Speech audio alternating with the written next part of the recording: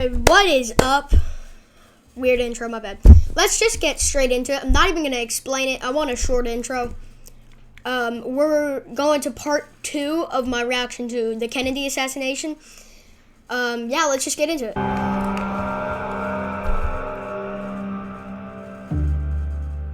As the morning progressed, Oswald was seen working as normal. Roy Truly described him as an above-average worker who mostly kept himself. In fact, he was a bit of a mystery to his colleagues. On the way back and forth between Irving and Dallas, did you talk very much to each other? No, sir, not very much. He was one of these types that just didn't talk. I was acquainted with Lee Oswald during the time he was employed at the book depository, but I never did get to know him well. He did not mix with the other employees and did not appear to want to make friends with me or any of the others. There, you can really tell. Let me turn my light on.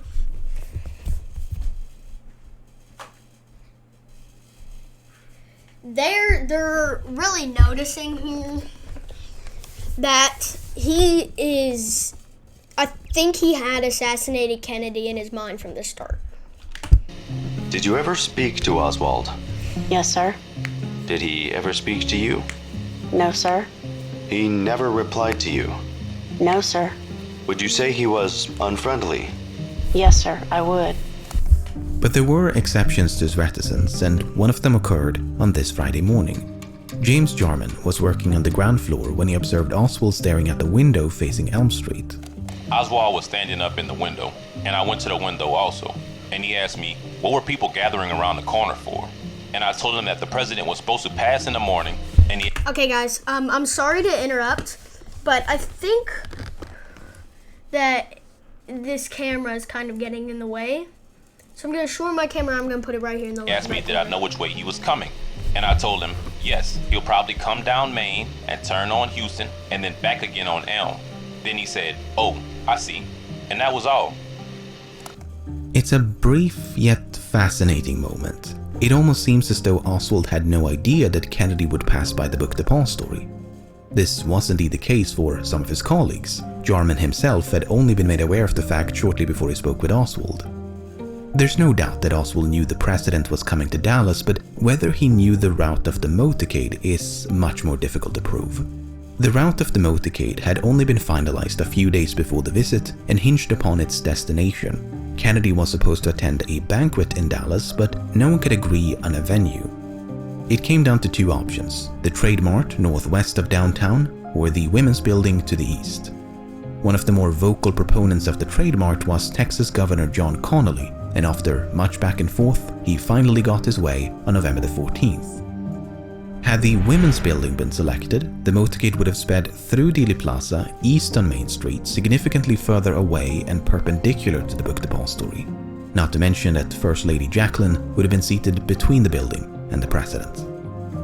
The selection of the Trade Mart meant that the motorcade would now head west on Main Street and make these turns through Dealey Plaza to reach the northbound lanes on the freeway. Now, these turns could still have been avoided had the motorcade continued like so. Yeah, that's crazy. They're even taking the more complicated turns when riding through the city. So really, there's a good chance that the assassination of the president could have been avoided. And not taken the just like the assassination of Franz. I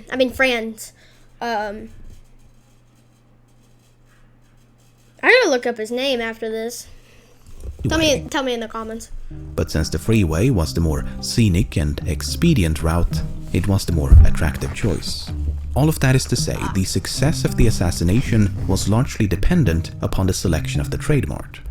It might therefore be tempting to cast suspicion upon Governor Connally, but it should be noted that he rode in the presidential limousine along with the Kennedys and suffered grave injuries during the shooting. Not only that, but Connally was actually opposed to a motorcade and favored a more direct route from the airport to the Trade Mart, a brief trip that would have bypassed Dealey Plaza altogether. He was unfortunately overruled by Kennedy himself, who wanted to see and be seen by the people of Dallas. Okay, so all that was happening behind the scenes, but as far as the public was aware, there wasn't even going to be a motorcade. As late as November the 15th, the Dallas Morning News reported that a motorcade seemed unlikely. But the very next day, the parade was finally confirmed. While the precise route followed by maps and detailed descriptions was not officially disclosed until November the 19th, someone familiar with Dallas could have approximated the route a few days in advance. That is to say, the earliest point a member of the public could have deduced that Kennedy would be driven past the Book Depository was November the 16th, be right back. less than a week Guys, I'll pause before the the recording, visit. so it'll be like There's it a just cut out. Okay, I'm back.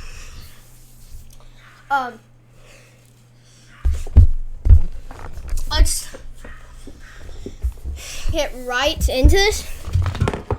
I'm just gonna put my shirt. I just had to do something. Okay, let's go. Okay, guys. I actually forgot to unpause the recording at first, so it was just showing Lee Oswald. It was actually talking about politics and speeches a year before this. Oswald. On November 21st, the day before the assassination that you were describing, was there any discussion between you and your husband about President Kennedy's trip or proposed trip to Texas, Dallas, and the Fort Worth area? I asked Lee whether he knew where the president would speak and told him that I would very much like to hear him and to see him. I asked him how this could be done, but he said he didn't know how to do that and didn't enlarge any further on the subject. Had there ever This been... was also somewhat unusual, his lack of desire to talk about that subject any further. How did you think it was unusual? Could you explain that? The fact that he didn't talk a lot about it. He merely said something as an answer and did not have any further comments. Do you mean by that, usually he would discuss a matter of that kind and show considerable interest? Yes, of course. He would have told me who would be there and where this would take place.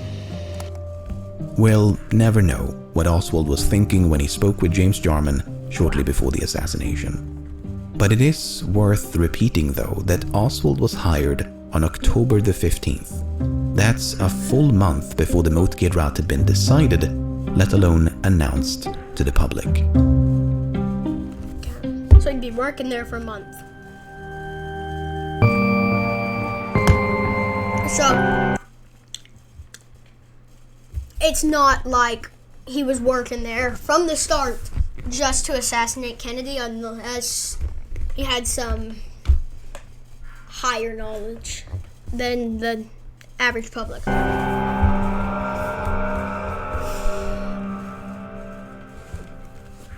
On the morning of November the 22nd, a handful of employees had been assigned to install a new plywood floor on the 6th floor of the Book Depository.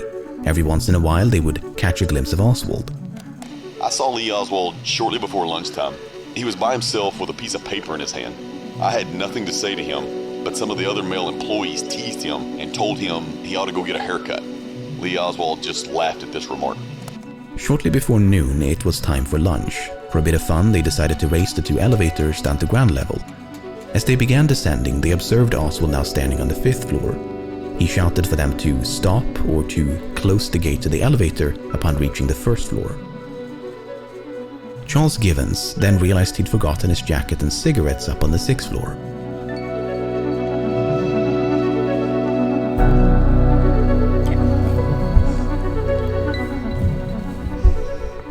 About to return to ground level, Givens spotted Oswald approaching. Lee was coming from the window up front where the shots were fired from. Did you watch where he walked to? Well, no, sir. I didn't pay much attention. I was getting ready to get on the elevator, and I say, "Boy, are you going downstairs?" What did he say to you? I say, "It's near lunchtime." And he said, "No, sir. When you get downstairs, close the gate to the elevator." That meant the elevator on the west side. You can pull both gates down, and it'll come up by itself. What else did he say? That is all. I said, "Okay," and got on the elevator. And with that, Givens became the last person inside the Book Depository known to have seen Oswald before the assassination. At least, that's the official story. The encounter was fixed at 11:55, more than half an hour before the shooting. But other employees claimed to have seen Oswald in other parts of the building around the same time or even later than Givens. Givens himself provided conflicting accounts. But I'm getting ahead of myself. This encounter notwithstanding, Givens was not the last person to visit the 6th floor. Shortly after Givens had left, Bonnie Williams grabbed his lunch and went Gotta pause it, hold on. Alright, I'm back. I'm gonna get back into this reaction. upstairs. He sat down right about here to await the president's arrival. Now, when you were sitting by the window, could you see down towards the southeast corner? No, sir. I couldn't see anything as I remember there. About the only thing that I could see from there would be the top edge of the window because the boxes were stacked up. Did you see anyone else up there that day? No, I did not. The southeast corner is the location from where the shots that killed the president are believed to have been fired, the so-called sniper's nest. Williams says he was alone, but admits his view was obstructed by tall stacks of boxes. Meanwhile, down by the main entrance, someone was attempting to gain access to the building. I met an elderly white man at the entrance of the building who asked me to direct him to a restroom. The man was very old and feeble and could hardly make it up the steps. About 5 minutes later, I saw this man leave the building and enter an old Buick automobile with 3 elderly white women. The Buick then drove away. Did you see him talk to anyone in the building? No, he went straight out. This individual was never identified and is the only unknown person known to have entered the book depository before the shooting. After finishing his lunch up on the 6th floor, Bonnie Williams heard the voices of James Jarman and Harold Norman emanating from the floor below.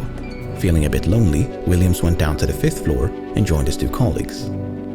The exact time of Williams' departure is unclear, but it was likely no more than 10 or even 5 minutes before the shooting. On the grounds below, a sea of spectators lined the streets of Elm and Houston. Every once in a while, one of them would glance up at the book depository.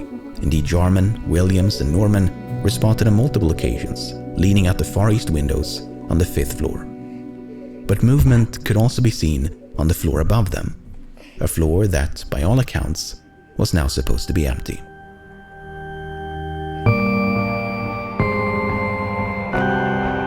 Okay. I said we would do multiple chapters. We did 2 today. And they were pretty long. So we still did the same amount as yesterday. And they were longer chapters. So tomorrow we'll do chapter 5 and chapter 6. Chapter 6 is really long. And then we'll do chapter 7. We're good through that. Okay, I'll see you tomorrow.